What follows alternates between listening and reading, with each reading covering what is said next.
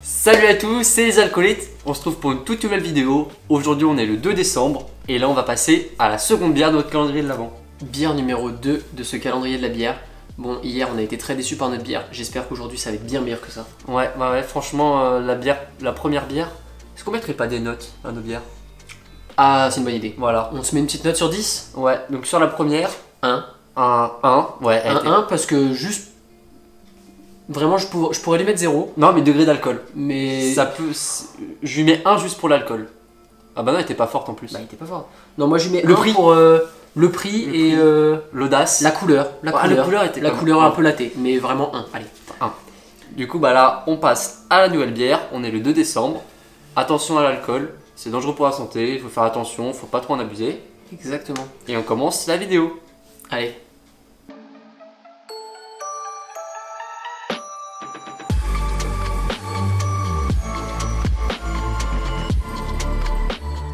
Ok, donc celle-ci, cette bière, elle nous vient tout droit de Belgique.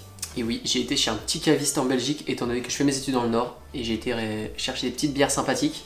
On va goûter ça. Donc celle-ci, c'est une bière à la pêche. Et elle était annoncée comme l'une des bières à la pêche les plus fortes du monde.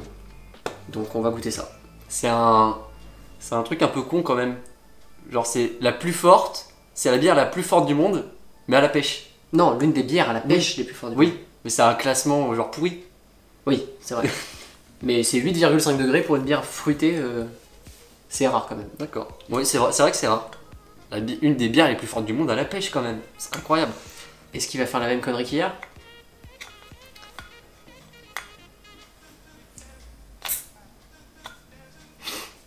Laisse-moi faire. C'est loupé ça. C'est loupé, oui.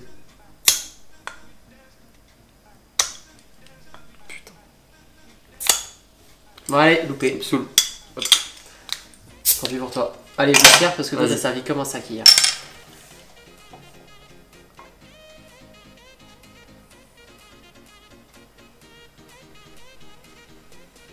Sachant que j'aime bien les demi-pêches.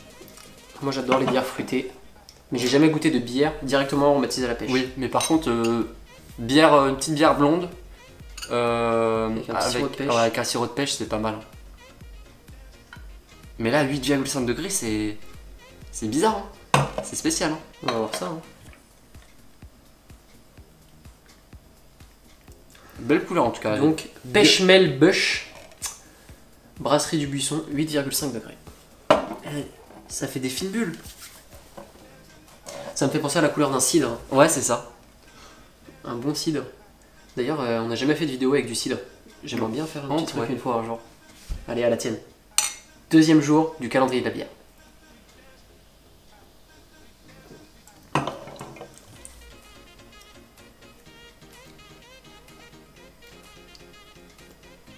Ah, je préfère à cette bière. Hein.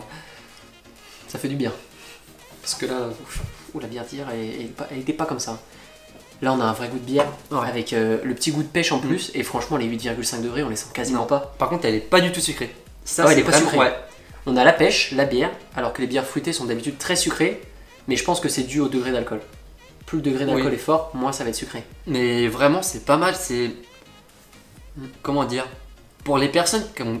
en fait, pour les personnes qui aiment bien les bières fruitées, c'est peut-être pas une bière fruitée pour les personnes qui aiment pas trop la bière. Tu vois ce que je veux dire? C'est vraiment une bonne bière, qui a le goût de bière, mais qui est fruitée. Pour moi, c'est pas vraiment une bière fruitée, c'est plus une bière blonde aromatisée à la pêche. Ouais, voilà, on sent pas énormément la pêche non plus. Ouais, je la caractérisais plus comme ça. C'est pas comme une, on va dire une... c'est comment les bières, les Lindemann là, la cerise là, hyper fruitée, très sucrée, ça n'a rien à voir avec ça. C'est pas une... comment dire? Ouais, c'est pas une bière pleine de sucre. Ouais. Mais elle est très bonne, hein. Si vous connaissez la Castle Red, c'est à peu près le même degré d'alcool, mais c'est moins sucré et on sent moins la pêche que dans la Castle Red où on sent bien le fruit rouge. Bah écoute, moi celle-là me plaît bien. Elle me plaît bien. Elle me plaît aussi. Je sais pas, je lui mettrais combien sur 10? Je sais pas du tout. Après moi je trouve quand même que pour une bière, 8,5 ça reste un peu fort. Ouais. L'avantage d'une bière, souvent le but c'est pas de se torpiller la gueule, c'est vraiment de boire un petit apéro tranquille avec une bonne bière. Une bière à 5-6 degrés, c'est amplement suffisant pour moi. Après, Oula. Après, tu peux te torpiller la gueule avec une bière aussi. Hein. Non, mais bien sûr, mais avec une bière, je trouve ça plus sympathique de boire une bière à 5-6 degrés. Ouais, moi aussi. Après, même si le degré d'alcool se sent pas trop, il y en a peut-être qui vont le sentir. Donc, juste pour ça, je mettrai pas la note maximale. Ah non, il y a meilleur. Oui, il y a meilleur. Moi, je lui mettrais un petit 6,5. Elle mérite la moyenne parce qu'elle est. Pour une bière fruitée à la pêche, 8,5 degrés, bah elle est bonne.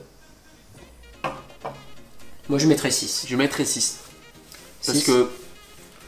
Elle est bonne, mais elle est pas extra.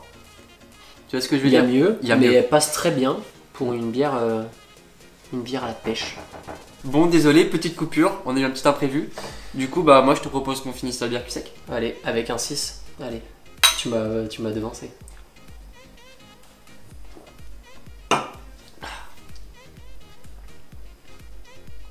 Ouais, 6. Hein. 6. Ouais, elle mérite un 6. Bah bon, voilà, elle était sur pas trop mal. Mais pas elle extra. mérite un 6. Voilà, un 6. Sur ce, on vous dit à demain pour le 3e jour. Allez, salut!